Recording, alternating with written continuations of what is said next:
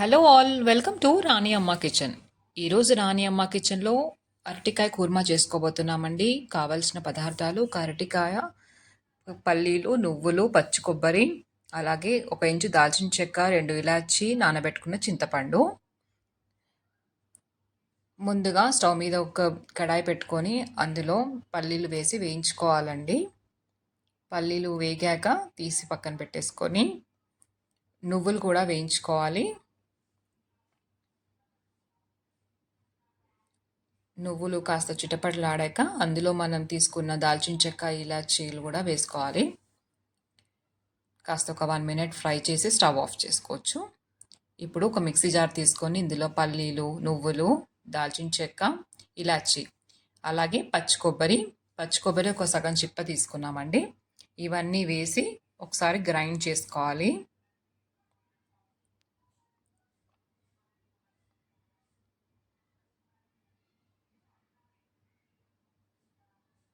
So ఇలా grind చేసి పెట్టుకోవాలి. సో ఇప్పుడు మనము కర్రీ ప్రాసెస్లోకి వెళ్దాము.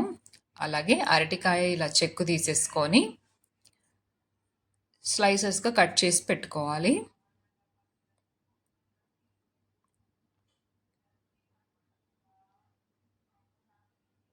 సో ఇలా స్లైసెస్ చేసి పెట్టుకోవాలండి. సో ఇప్పుడు ప్రాసెస్లోకి వెళ్దాము. స్టవ్ మీద కడాయి పెట్టేసుకొని అందులో ఒక 4 నుంచి 5 టేబుల్ స్పూన్ల వరకు ఆయిల్ వేసుకోవాలి. వేసుకొని మనం కట్ చేసి పెట్టుకున్న అరటికాయ ముక్కలను వేసి కాస్త వేయించుకోవాలి.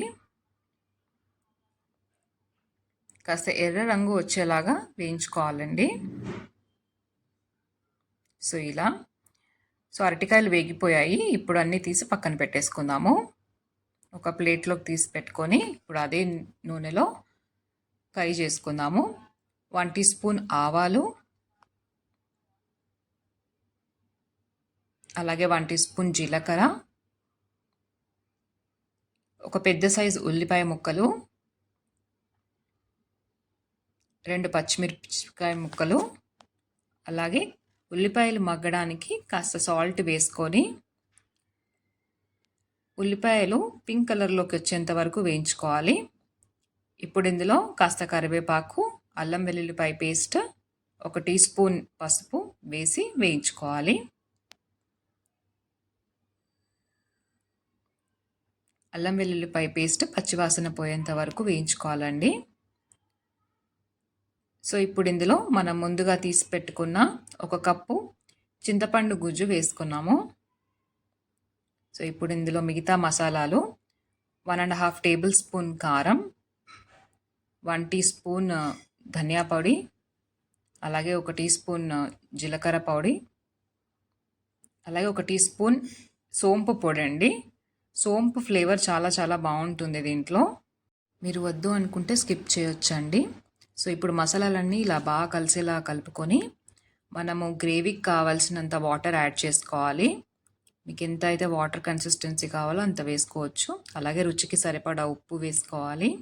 అలాగే మనము ముందుగా రెడీ చేసి పెట్టుకున్న పల్లీలు, నువ్వులు, పచ్చి కొబ్బరి, దాల్చిన చెక్క, ఇలాచీతో చేసుకున్న పొడి వేసుకోవాలి.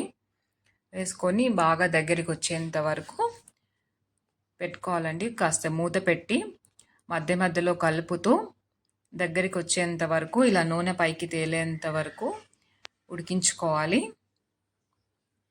సో ఇప్పుడు నూనె కాస్త పైకి తేలుతుంది కదా, ఈ టైంలో దీంట్లో మనం ముందుగా వేయించి పెట్టుకున్న అరటికాయ ముక్కలన్నీ వేసేసుకోవాలి.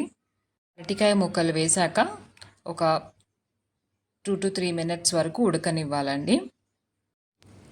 ఇప్పుడు ఇందులో ఒక 1/2 teaspoon garam masala powder వేసుకోవాలి. వేసుకొని ఒకసారి కలిపేసుకొని దించేసి సర్వ్ చేసేసుకోవడమేనండి. అరటికాయ కూర్మా పూరితో కానీ, చపాతీతో కానీ, రైస్లో కానీ చాలా టేస్టీగా ఉంటుందండి. మీరు కూడా తప్పకుండా ట్రై చేయండి. రాణి అమ్మ కిచెన్ని సబ్స్క్రైబ్ చేసుకోండి, లైక్ చేయండి, అలాగే షేర్ చేయండి, అలాగే కమెంట్ కూడా చేయండి. మీరు సబ్స్క్రైబ్ చేసి లైక్ చేయడం వల్ల మాకెంతో ఎంకరేజింగ్గా ఉంటుంది. థ్యాంక్